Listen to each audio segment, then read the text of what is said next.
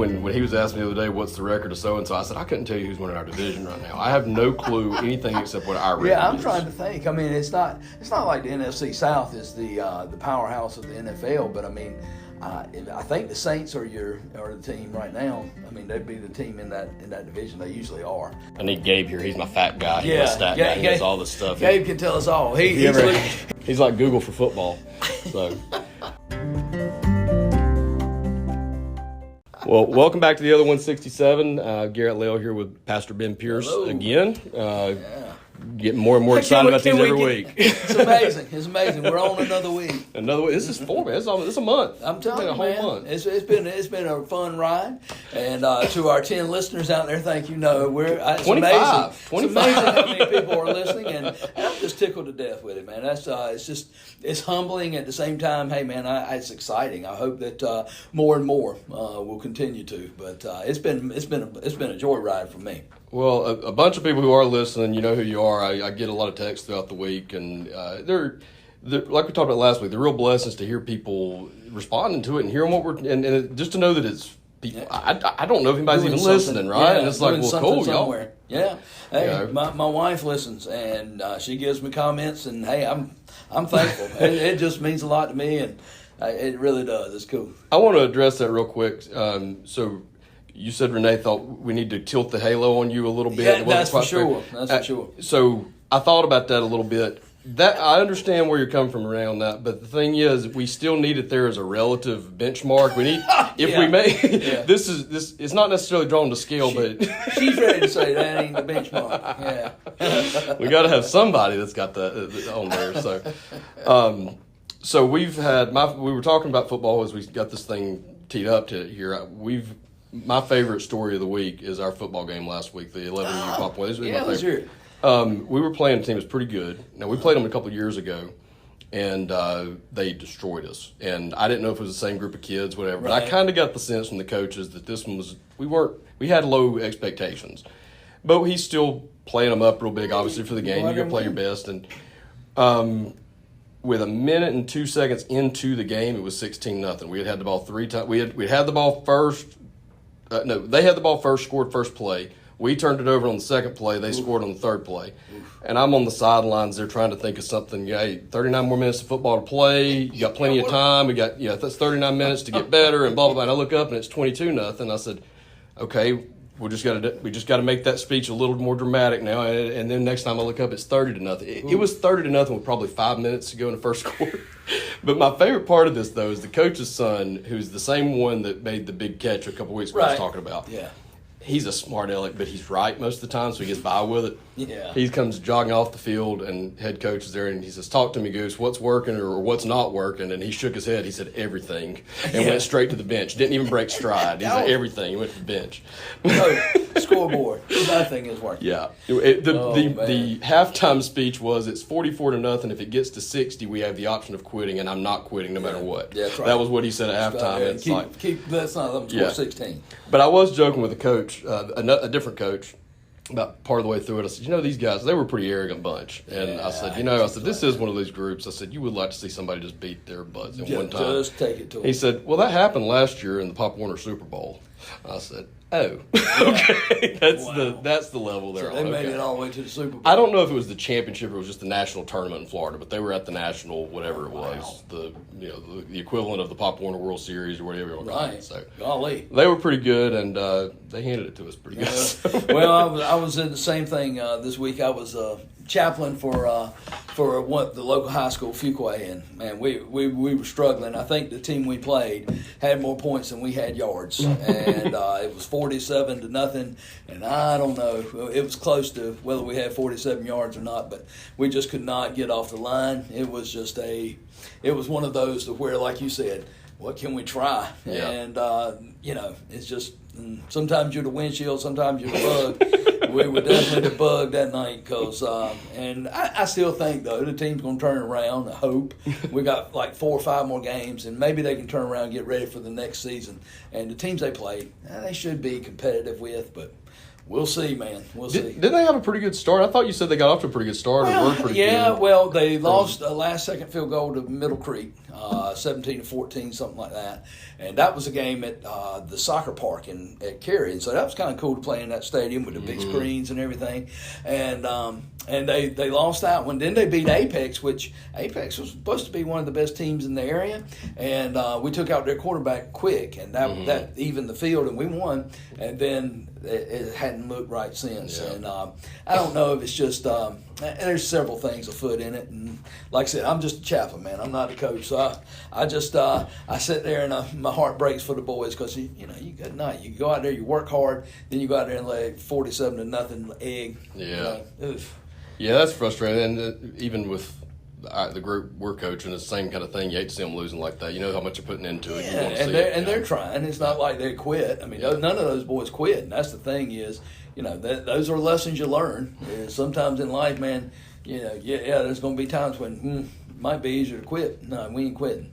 So you learn perseverance and, being a chaplain. One time, I want to chaplain a team that is actually good, and we get to go like deep into the playoffs and win a championship or something.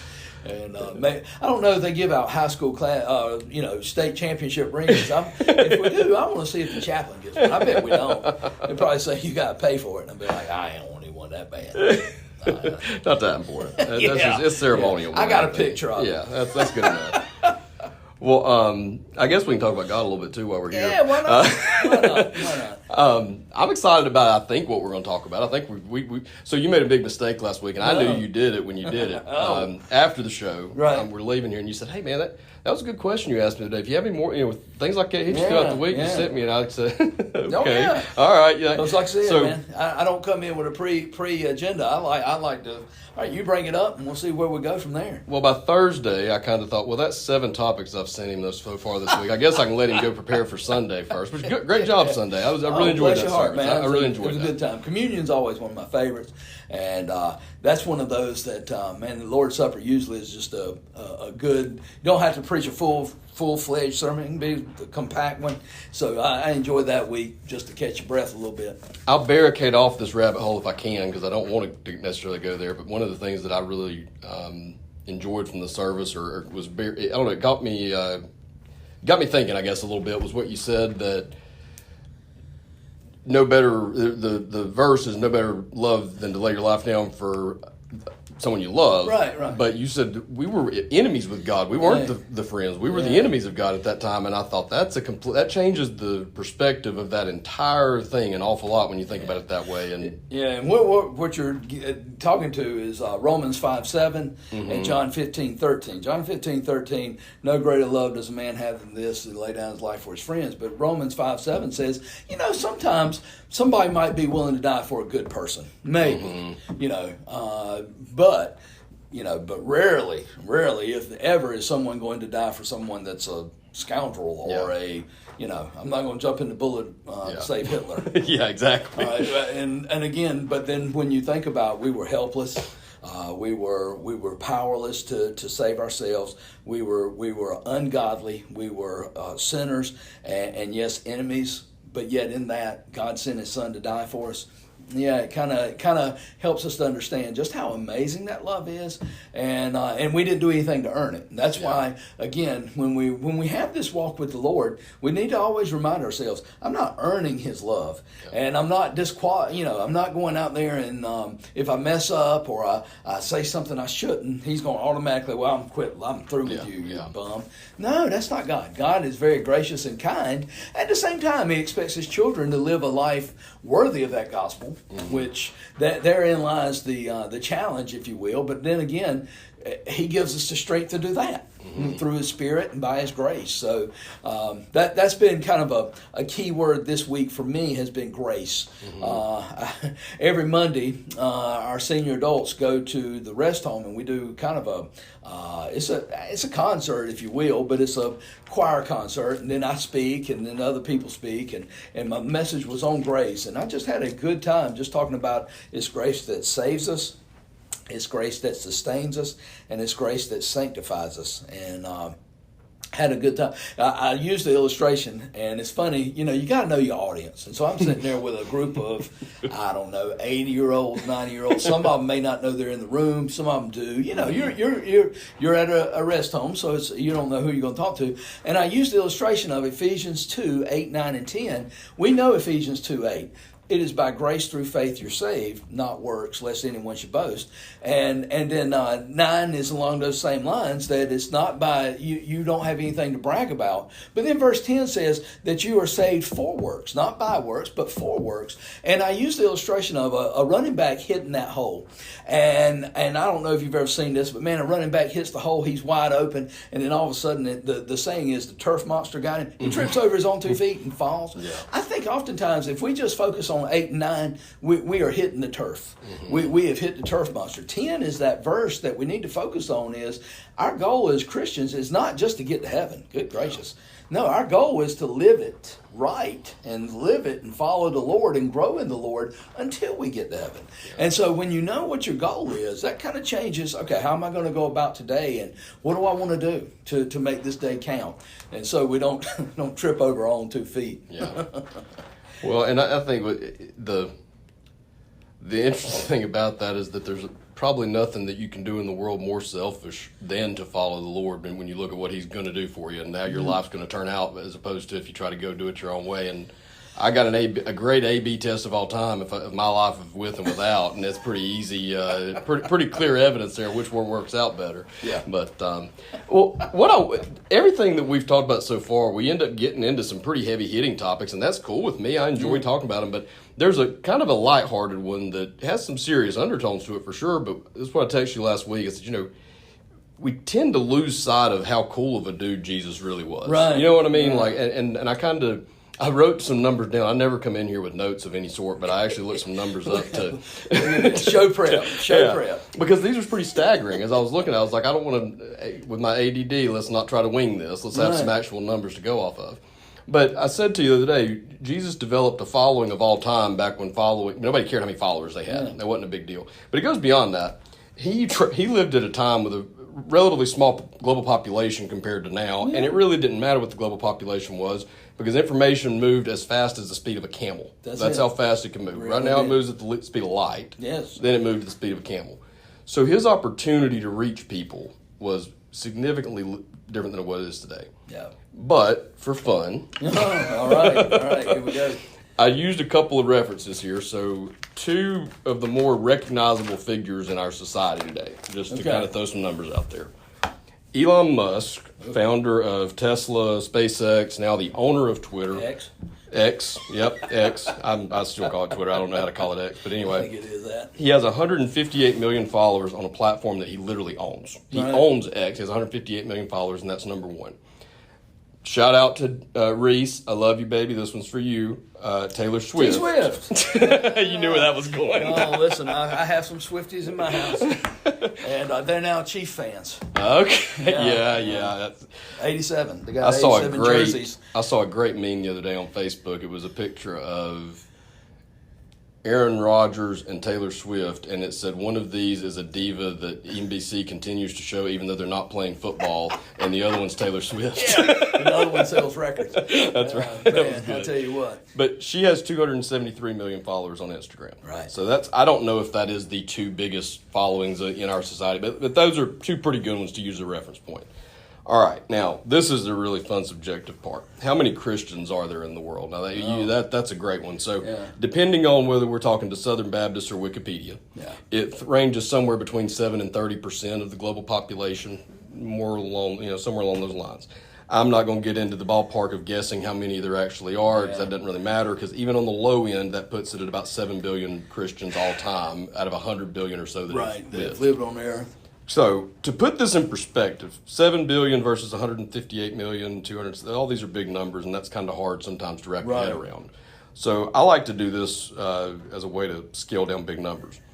158 million seconds is 5 years. Oh, boy. Yeah. Okay, so if you take Elon Musk's following, and every single one of those followers represents a second of time, it would take you back to 2018. Right. If you play the same game with Taylor Swift, and this is where I referenced earlier, it takes you back to about Super Bowl Sunday of 2015, Okay. which is a year before the Panthers lost theirs.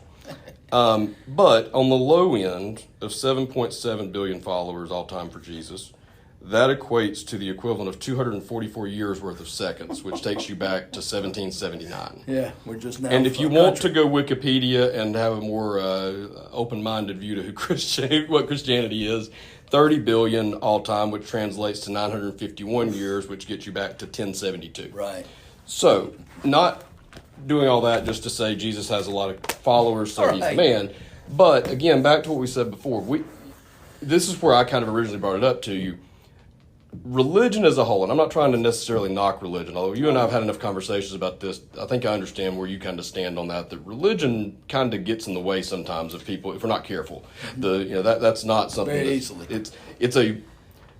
I think it's a phrase that people in society think if somebody's a religious person, that's a complimentary, they're a righteous person. It doesn't necessarily mean that to me. Yeah, it depends on who it's in the interpreter, eyes of the right. interpreter. But with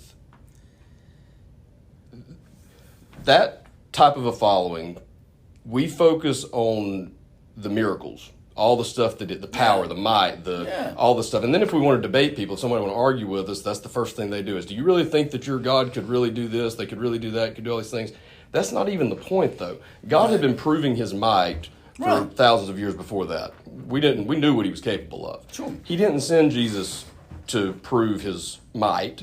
He sent it to prove his heart. To demonstrate his love. To show his love for us. He demonstrates his love for us while we were sinners. Christ died for us, Romans 5:8, which we talked about Sunday. And as we enjoyed 32 to 34 years of this wonderful opportunity to see the heart of God, we immediately turned back around and said, no, did you see him do this? Did you see him do that? And that's all we really talk about. Right. But think about it.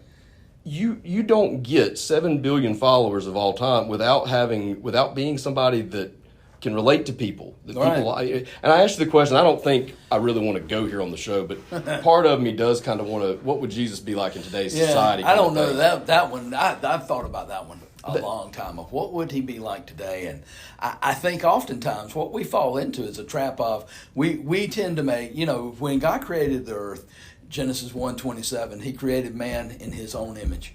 We tend to create God in our own image. Mm-hmm. And what we want to do is we want to craft Jesus to be either a Republican or a Democrat, or he'd be a Redskin fan or he'd be this fan. Yeah. And we want to make God and Christ into our own image when I'm not sure he would be that. And to answer that, the more I thought about the question, because I was like, golly, what would he be like?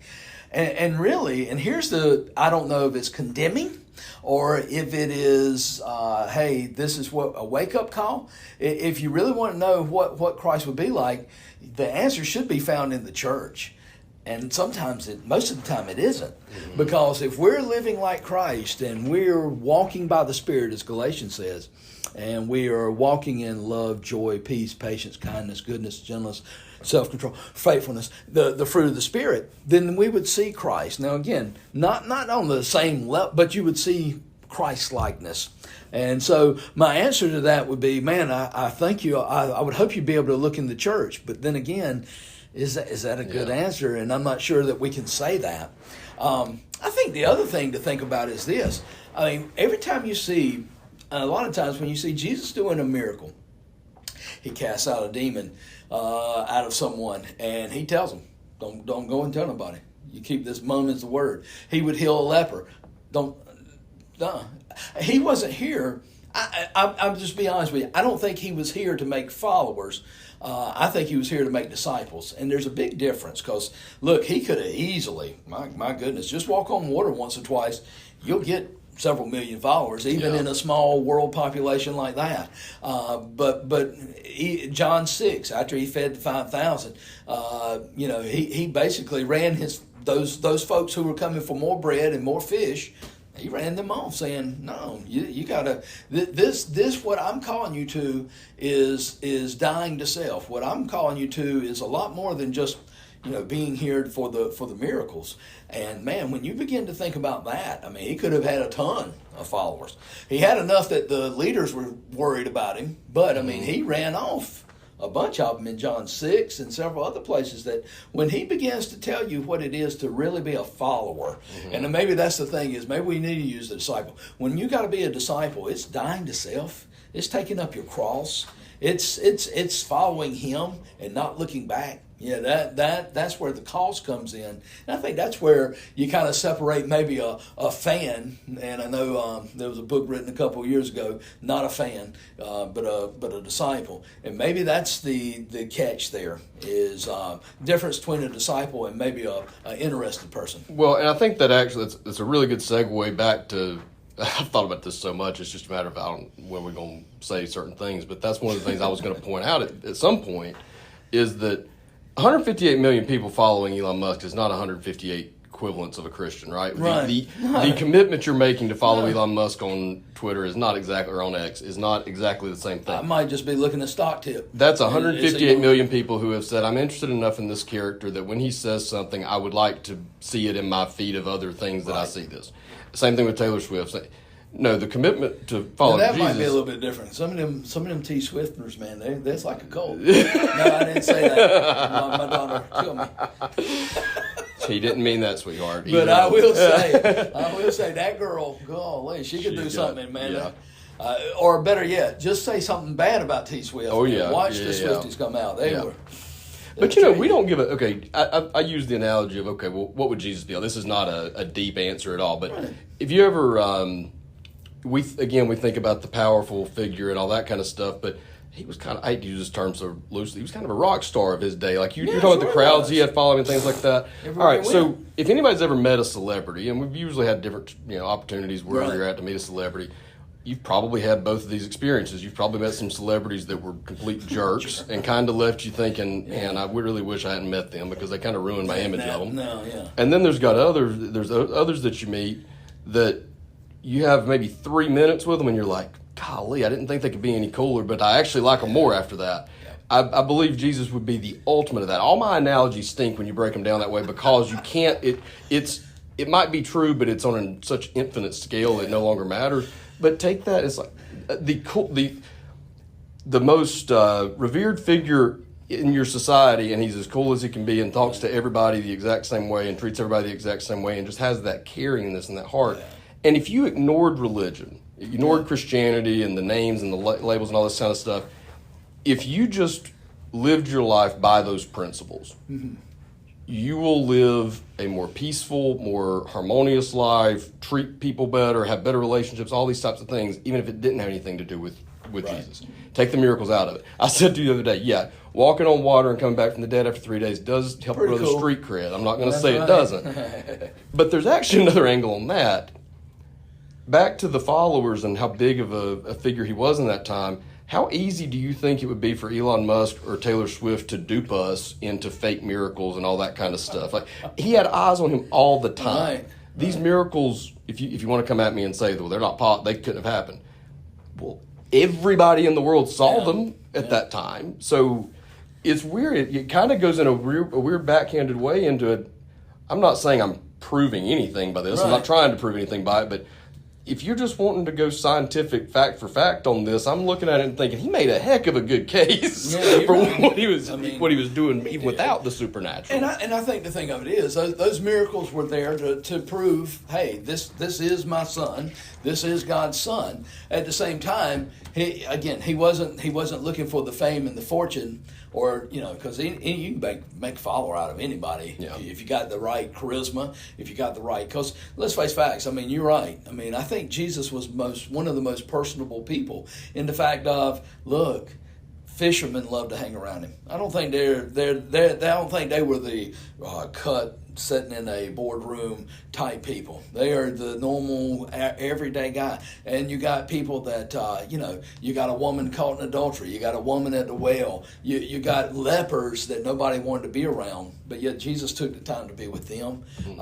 And at the same time, he was condemning to some of the folks that were thought they were all that. So I think you would see definitely, if he was here today, I think you would see a humble, caring, loving, at the same time, holy and righteous. So there's a lot that would go into what would he be like? And there in turn goes back to, man, I hate to put it on us, but man, shouldn't we kind of sort of be a little bit like that? Now, again, I'm not going to be that all the way, but still should see some of those characteristics. This is an interesting question because I have a feeling that the answer is going to be very obvious, but I don't know which it's going to be. So I'm going to feel like I should have known it. But would it be fair to say he would probably be considered a pretty controversial figure in today's society with some of the stuff he would say? He would be a lightning, right? He would be a lightning rod for criticism. And I think it would be one of I think.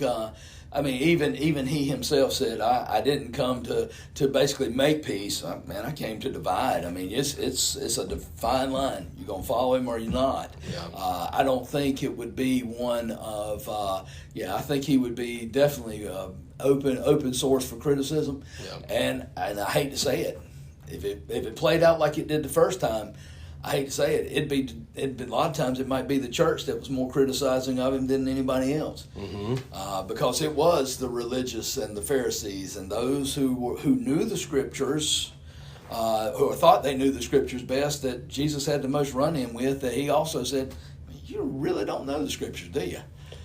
I think that's probably not even a controversial thing to speculate on. I think that's exactly how it would play out. I don't see how we're any different now than we were then. Yeah. I mean, if you stop and think about it, I mean, there are some folks that the word religion, they have made that their God, in the fact of, I've got to do all these sets of rules, and if you don't follow these rules, then you're not as good as I am. And by the way, I may mess up once, but you messed up 3 times. And that's what legalism does. It really does. It creates I'm better than you because all I've got to do is beat you. Well, if that's the case, then golly, what did Christ come for? And, as I said Sunday, Christ didn't come for all those who have all their stuff together. He came for those that were broken, those who are hurting, those that, aren't the perfect ones. I got my analogy. I figured out how I was going to. This is what I would say to religion, and I'm gonna be honest. What I'm gonna say is not the nicest thing in the world to say. So this, I understand that. But you know what religion is? Religion is Eagles fans. I cannot stand the Philadelphia fans Eagles. In Philadelphia. Yeah, I don't think we have fans in Philadelphia. No. We're safe. That's one that we can agree on. You're a Redskins fan. I'm a Panthers fan, but I hate the Eagles. I hate the Eagles. They're on and TV you know what, all the time. I don't hate the Eagles because of their players, their owner, their coaches, anything like that. I hate them because they're fans. The most obnoxious fans in the world. Well, I hate the fans and they win all the time. That too. But that's where, and I could also actually use Cowboy fans in the 90s, because they won a lot, but boy, their fans were not a whole lot of fun to be around. Don't get me started on Cowboys. I think that's how Christians are, though. We've got this great team that we support, Jesus, right? But boy, we sure are cocky about how good our guy is compared to everybody. And we're awful great because we pull for this team. Well, what did you do? You didn't play. Yeah. And it is. I think. And then we get the really fun ones where you got Eagles fans fighting with Cowboy fans. That's your Baptists and your Methodists and your Catholics and your whatever else. Or two Baptists. Does it matter? Yeah. Or two Baptists. Yeah, good point. Y'all act like you got some sense. But it is. I think that's a good analogy because we do. We think because we've been redeemed, we've been saved. And let's just face it. I mean, we've kind of figured out something about life. I mean, I don't want to say it's a secret to life, but through Christ we have found purpose and meaning and everything else. But at the same time, there should be that humbling of that. The Lord called you into that and saved you, but you did nothing to earn it. And so therefore, what's the arrogance there? And I think that's a pretty good analogy. Is we do get that big headedness about us that we somehow or another we've done it. Yeah. No, we're not coming anywhere near that. Being close with Jesus is kind of like having a cheat code to life in a way, but it ain't your cheat code, right? Yeah. Like you don't get any credit for things that he gave you the code. He's going to tell you what to do. That's it. He's the one who accomplished everything for it. And so and the thing of it is understanding that even if you do have that cheat code, we still struggle, and it doesn't mean it's going to be easy. We're going to have pains, we're going to have losses, we're going to have times when life doesn't make sense, and that's when your faith really comes through. When you're walking with the Lord, is those times when it feels like your legs have been kicked out from you. That now I know what it means to lean on and depend on Him, because I think oftentimes in the good times, we don't necessarily do that, and that's really what the call is when we die to self and go to Him. I don't think I used this story on the actual show. I've said it, but me and my kids were watching Christmas Chronicles a few weeks back. Okay. And there's a scene in there where Santa Claus is just throwing the kids out of the sleigh. Have you seen the movie? No. Okay. Well, he's just like, throw them out and put this toy in there. Like, it's a 500-foot drop. He says, don't worry about it. It'll be okay. And he throws them out, and then he throws them a parachute. Like a magical parachute appears as they're falling down. Okay. But by the end of the movie, the kids who were scared to death in the beginning, they're actually like, wee, and they're having fun, and they're fine Right. because they trust you. They develop that trust. I think that that's kind of like what it's like to be a Christian. Sometimes some of those early ones, you're like, well, you do what now? Yeah. You're going to do what? And then after a while, you develop that trust that, you know what, he's never let me down before, and if he wants to throw me out of a burning building, we'll figure out how this Somehow, is going to end. some way It don't he's matter. gonna come. Yeah. His promises are going to be true. I'm not If he's sure going to throw me how. out of a burning building, then either I'm about to either Something's see gonna a happen. miracle, or I'm going to meet him soon and he can That's it. explain what happened. But you're right. But that's a good point of, hey, the more that you walk with the Lord, the more that you can trust Him and know that. No, His promises are yes and amen in Christ Jesus. And does it mean I'm always going to have the ease and the easy lifestyle? Absolutely not. But it does mean that He's there for us. And I think you asked another question throughout the week, and that was one I was my mind was going towards was that worry and that doubt when we have to make decisions. Mm-hmm. You were talking about Yep. that, and I think that kind of plays into what you just talked about. Well, worrying and then also analyzing the heck out of things. See, Yeah. that's the one that gets me is overanalyzing. Yeah. Just I've got to know everything. I need every piece of detail. And honestly, I'm an observant person. I notice data and information and stuff everywhere in case I ever need it. Right. So it's like I've got all this stuff I'm collecting all the time. And then when I get into a situation, I can paralyze myself for a week Become analyzing crippled. it. Yeah, crippled from the data. And to me, if you come at me and say, well, that's not, you're worrying, Garrett. No, I'm not. I don't think I'm worrying. I'm just making sure God has a plan, but He needs to make sure I have my ducks in a row to kind of help Him know, make sure I've got the best version of it. So, yeah, what is the response to that? Because if you can, I'm starting to work around the how to not worry part. Right.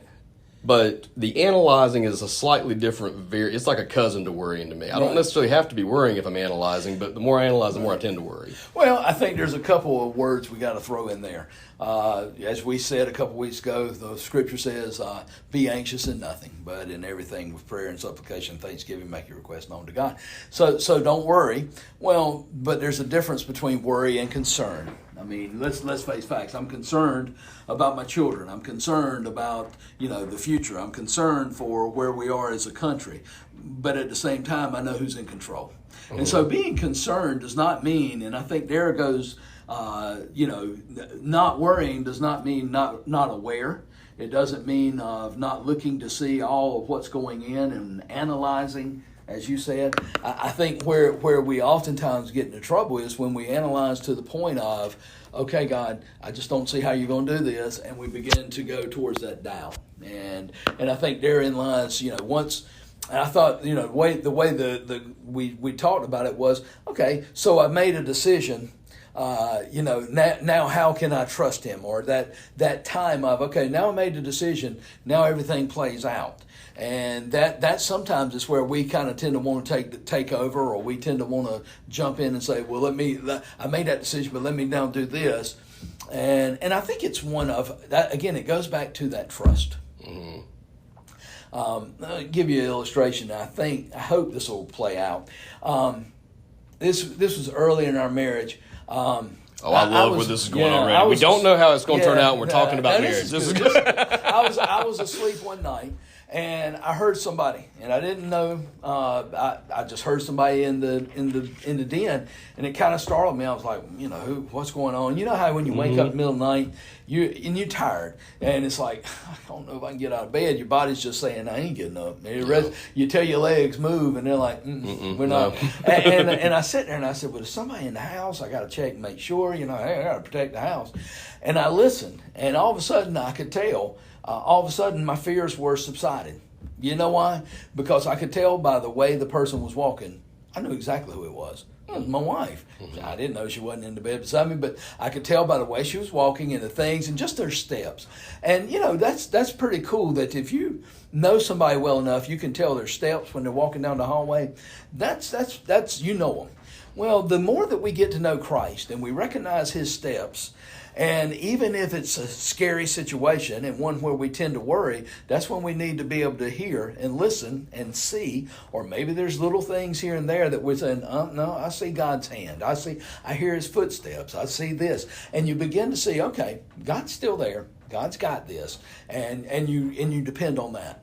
And that's where, again, in that moment of angst, or that moment of, Lord, what's happening, being able to discern his voice, being able to recognize where he's working, and then saying, hey, man, if he's done that, I know he's going to do the rest. It's almost recognizing God's signature in a way, and throughout different parts of your life. Like there's just those little things that it kind of, you can just see that that's him. Like he's here in this. It's a subtle little, yep, I'm here. We're good. You know, but when you know it. Yeah, that's right. the key is being able to know him, Yep. and being able to see those little footprints, little fingerprints, if you will. I mean, I sit there and we're in the middle. I mean, just using this as an illustration, we're in the middle of, we had some major sheetrock damage, sheetrock failure in our sanctuary, and we're having to raise funds, we're having to do this. Well, God's already provided so much that I'm saying, okay, Lord, I know you're going to be good for the rest. And I've got some folks that might not be as sold on that, but I'm sitting here saying, well, no, he never let us down. He'll bring it when he brings it. Yeah. And you see little, maybe just a phone call, somebody calls and says, hey, we're going to do this, or this is going to happen. Or I hadn't seen this about yet, but I'm hoping that it will. A vendor calls and says, hey, we priced you wrong. We quoted you this, it's going to be less. Yeah. We're going to, and that's where you just trust that, okay, Lord, we've stepped out, we're going to do this, you're going to provide. And you begin to see little things that just confirm, yep, he's right here with us. Yeah. And so being able to hear, recognize, and see him, I think that's, and again, that goes back to your walk, recognizing it. I knew my wife well enough, if I know him well enough, I'll see that. How much of our anxiety and our analyzing and all that kind of stuff. And again, I'm trying to figure out how to define or distinguish between worry and analyzing, and then anxiety is like a blend of that somehow, I think, that mixes in there somewhere. But I think what I do sometimes, I did this a couple of weeks ago when I said I kind of screwed up and kind of felt bad. I rushed the decision. I was trying so fast to analyze it fast, get as much information, make a decision, move on. But I've learned something here lately that has been a really cool little trick that I never thought about it, and it's not a secret to life. It's just a simple thing I never caught on to. Patience and just taking a little bit more time gives you one huge advantage. It gives you the opportunity to collect more information. The quicker you act, you forfeit that opportunity. Right. As long as you're sitting still, there's a possibility that something else comes along that helps you guide your decision. So I think in what I'm learning to do by accident, I'm not even trying this. I think this is just one of those things God just kind of taking care of for me, is that I kind of look at it and say, well, can I do anything about it right now? Is this something that I can really control, or could this wait one more day to make a decision on? Right. And not in a procrastinating kind of way, but do I have to rush this decision, or could I give whatever you want to insert here, give God, give time, give whatever, more time to give me give me more information, give me an answer, whatever. So is there something behind that, I suppose I'm saying, is that I don't think that's saying be lazy and don't make any decisions, but I think sometimes just take time and understand the decisions that had to be made right this second, right today, whatever. Well, and I think a lot of times it all depends on what you're deciding. Look, if it's a major life decision, I want to take the time to really pray, really seek the Lord, really get before Him.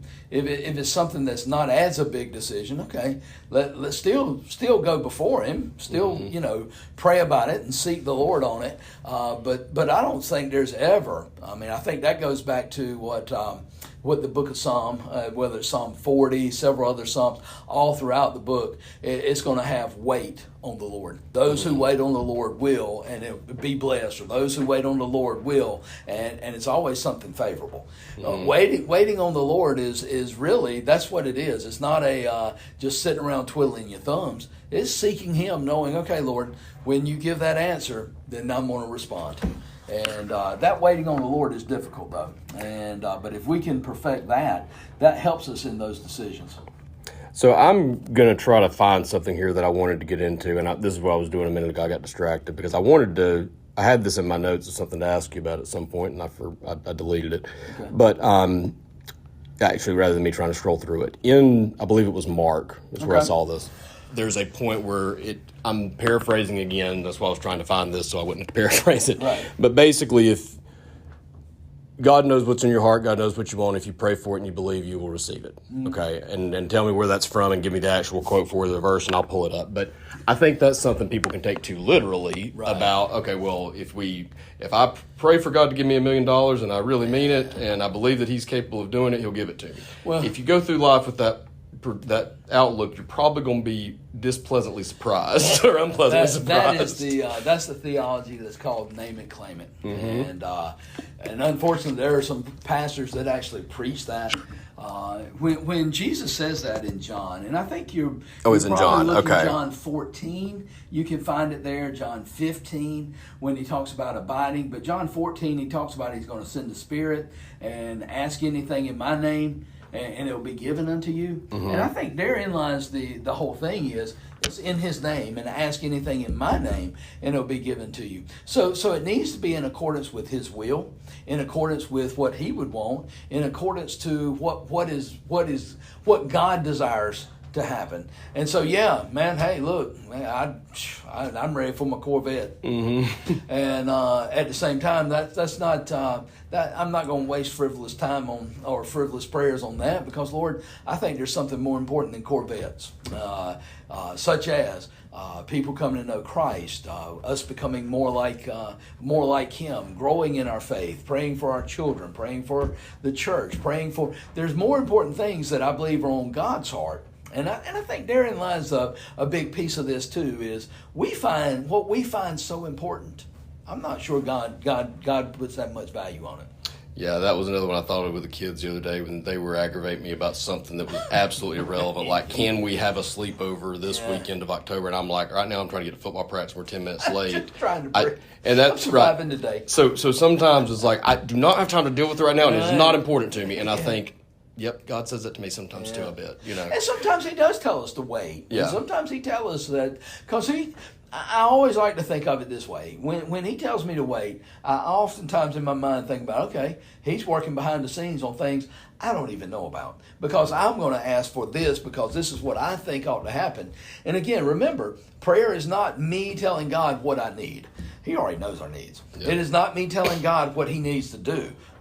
That's ridiculous. But so what is prayer? It is me finding out God's will and then aligning myself to it, bringing myself in line with it. So that's how as I try to wrestle with that and say, okay, well, how could that be? There's got to be a way that this makes sense and how it's reconciled. It's real simple. I think that's only true if you know God's heart and what you're asking for is aligned with God's heart. Then yes, you will get whatever you want because that's what He wants. But if you go to Him and ask Him for things that are not aligned with His heart, then you're not going to get them. Right. So this is way oversimplifying it, but could it be? This is oversimplifying it so much that it's clearly wrong. So tell me why I'm wrong. It can't be as simple as, well, if I prayed for it, then it must have been, if I didn't get it, then it must not have been God's will, and if I did get it, then it is His will. Because we probably need to learn how to cut bait with some of those and not pray for them anymore if we can kind of say, it wasn't His will. Maybe I should stop praying for that. But that gets balanced against patience, too. Maybe I just need to keep having patience. Those can be tough. I even see you nodding like, oh, yeah, I don't know that. That's a big one. I think you're right. I think it's oftentimes that's what God does is be patient. Hold tight. Because oftentimes what we think is going to be the answer to the prayer, God has so much more and bigger than we could ever thought or imagine. Ephesians 3:20, and I think therein lies sometimes He's got to help us to see that we want something bigger, or we need to be asking for bigger. And I always challenge people of, what are you praying for right now that you know only God could accomplish that? Because that really should be the God-sized prayers we're praying is, Lord, would you, change this? Or, Lord, can you move, make this church more obedient? And, Lord, what more disciples? Those are the things that God tends to need to help us to see. That's what we really need to be asking for. That's a really interesting point that I've never, that one kind of raised my eyebrows a little bit there. So you're saying, when we're praying, I mean, we talked about giving the small things to God too, and nothing's too small. We talked about that a couple of weeks ago. But that's a good kind of thing to think about. It's like, yeah, you need to be praying for the things that you can't control that only God can only require, that only He can do. So does that shorten your prayer list, or does that just make you realize that you have more dependence and that there's a lot more things that you have to ask for there, right? Yeah, I think therein lies the whole what I've been trying to help come at is show me your prayer life, and I'm going to show you how dependent you are on God. Mm-hmm. If you're not much on praying, then I doubt you're much on depending. Yeah. Because you can go through life on autopilot. You're going through life the way you want to, but you break it down to, all right, how dependent upon God are you? It's going to show up in your prayer life. By Lord, man, this sermon, Lord, this Sunday, you've got to show up because, Lord, in my own strength, I know I can't do anything that's going to matter. And so, Lord, it comes down to you. And so, really, prayer is about dependence. It's helping us to realize just how dependent we are on a Father that loves us. I find that I'm so bad at oversimplifying things to keep my mind straight, but when I'm praying, I catch myself so many times, and I don't know if I've said this recording, but I think I've said it to you privately. I catch myself constantly saying, please, God, help this to happen. And then I'll think, well, no, because he might not want that. I mean, okay, well, please help this happen. And I'll play this game for a while, and then eventually I'll just say, you know what, your will be done, amen. And I think therein lies, you see this in Jesus in the Garden of Gethsemane. Your will be done. Mm-hmm. He could have easily said, Lord, I'm not going through with this. But he made his point, and then he said, but Lord, your will be done. And I think that's where you really have to get yourself to, because that's really, again, prayer is lining up with his will, right? And so your will be done. We get to that place to say whether it costs me or whether it's good for me or whether, it's good, bad, or indifferent, or it's great for me. Lord, I want, and I think the other word we're missing here, and maybe this is a word we need to throw out, is it always goes back to his glory. Mm-hmm. Lord, I want you to be glorified here. Not so I can have an easy life, not so this works out, but Lord, for your glory. And when we are consumed with his glory and him getting the fame or the recognition, now we're talking. Yeah. I don't know if I've ever used this illustration with you or on this. I'm trying to think through the last 4 weeks, and sometimes, when you talk at various places, I've got a lot of illustrations. But I remember when my kids were little. They're grown now, but when they were little, at Christmas time, one of my jobs was to help them to want what we were buying for them. Mm-hmm. All right, because they may want a PlayStation 5. Well, Mom and Dad's budget might be on the PlayStation 3 level, mm-hmm. or it might be on, they want a Sega or an Xbox. Yeah. Well, we might be in the PlayStation 3 family. Right. And so part of my job was, hey, kids, man, this PlayStation 3, we'd go and walk by it in the store. Look how, man, we can play this game. And and then, hopefully if I did my job, they're saying, oh, man, I'd love to have a PlayStation 3 rather than the Xbox. Christmas morning, PlayStation 3. And there it is. And part of that, sometimes I believe God does that to help us to see that what we want over here might not be the best, and it might not be what he has in store for us. So helping us to see that, Lord, we want that versus what we originally wanted. Well, and that's where it goes back to trust and dependence and surrender, I think is mm-hmm. another one there, is that when you have surrender, mm-hmm. you really... I hate to say it so simply, but you don't care as much about the outcome because you trust that whatever it's going to be, he's going to be fine. It doesn't matter. You know what I mean? It's not like a football game. We're either going to win or we're going to lose. Right. It's It's when East Carolina plays UNC for me. I don't care. I'm proud of ECU if they win because they're the little guy down east that I went to school there, and I know those guys are going to have a good time tonight, and that's cool. But when UNC wins, that's where I grew up pulling for them. I'm not going to be mad. I usually end up going into the game if they play pulling for whichever team needs it the most. Right. And at the end of the day, not really caring who wins. But that's probably kind of like it is, or maybe when both your kids are squaring off in a contest of some sort. I don't know, but I'm trying, or I'm not even trying to, but I'm feeling that more often. I can look at a situation and see A is this and B is very different from this, but I'm cool with whichever way it goes. Maybe Paul summed that up best when he was in jail. And he was facing whether he was going to die or whether he was going to stay on earth and continue to minister. And he said, I win either way. Mm-hmm. For to me, to live is Christ and die is gain. So, all right, if you keep me alive, I'm going to continue to preach the gospel. I got churches I can write letters to. Yeah, I'm good. Keep me alive. Yep. All right, well, we're going to kill you, Paul. That's fine. Kill me. Yep. I'm in heaven. And so I think it's one of those that when you get to that place to where you can trust the Lord that, regardless of what happens, I'm going to trust him. Even if it is the hard things in life, or it may be a loss of a family member, it may be something tragic, I can still trust him. And that's where, again, that's hard, but at the same time, you're trusting that, hey, even that family member, I'm going to see him again.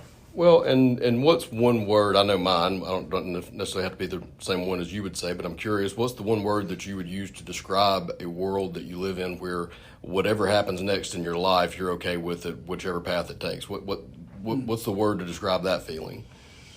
That's a great question.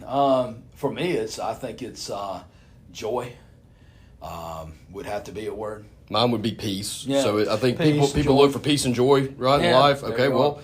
if you're not worried about the next thing because you know it's already taken care of, Right. you know, I mean, it's incredible that I've seen those things a little bit in the last little bit where it's just like A and B are totally opposite sides of the coin. I'm cool with either one, whichever. Right. Bring it on, you know. Yeah. And, Lord, as long as I'm with you. and I as think long that's as you're where, with me. and I know you didn't like this phrase. I referred to myself, I think when we had lunch that day, I felt kind of bulletproof lately. Right. I know it's not a good term, but it is a peacefulness. It's just like, do whatever you want to me. It Right. doesn't matter. I'm on his team. Whatever happens, happens.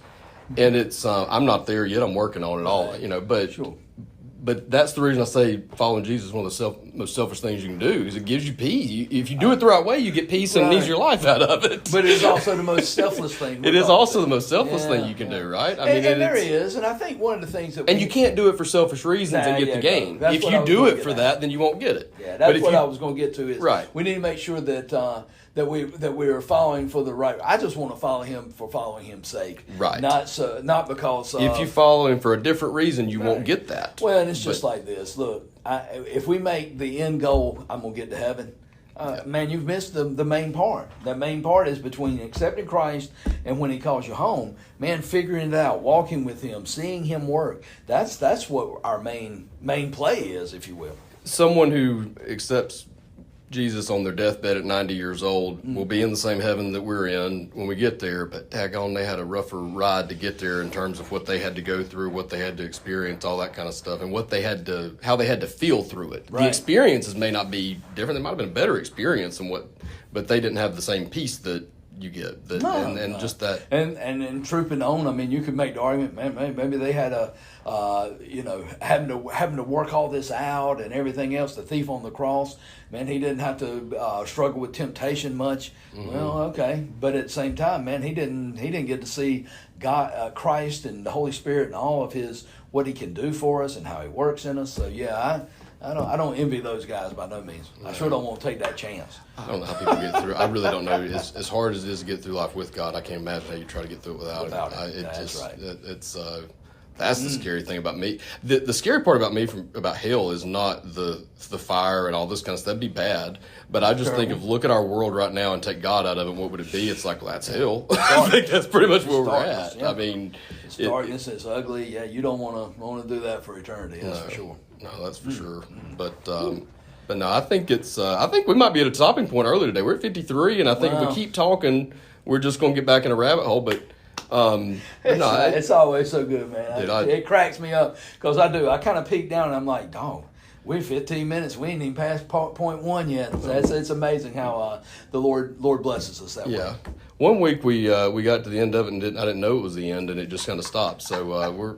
Or if you had to sum up today's lesson, don't be an Eagles fan. Don't be an Eagles fan. That's right. That's right. You know what? If you wanted a better model of it, I actually knew a couple of Patriots fans when they were on their huge run. Oh gosh, yeah, they were terrible. Well, they were terrible, but I actually knew a couple that one of them was like, we don't really make a big deal about it until the Super Bowl because we get there every year. That's our game that matters, you know. Oh, yeah. But they were not as loud. The Eagles fans are the ones that they just. But see, the thing of it is, the Eagles have been bad in the past, and I remember those bad years. Yeah. But boy, they've forgotten those, and I'm ready for them to go backwards a little bit. So So the Commanders now. Yeah. Redskins will win the NFC East. Yeah, well, I'm still trying to figure out what to call the Redskins. I've said from the beginning, I'm calling them Redskins. That's just Redskins. I hope we didn't lose half of our 12 followers now. They're all Eagles fans. Well, man, pleasure again. Yeah, amen. I enjoy it every time, brother. Absolutely, man. Can't wait till next week. Thank All y'all. right, buddy. See you, man. We'll see you.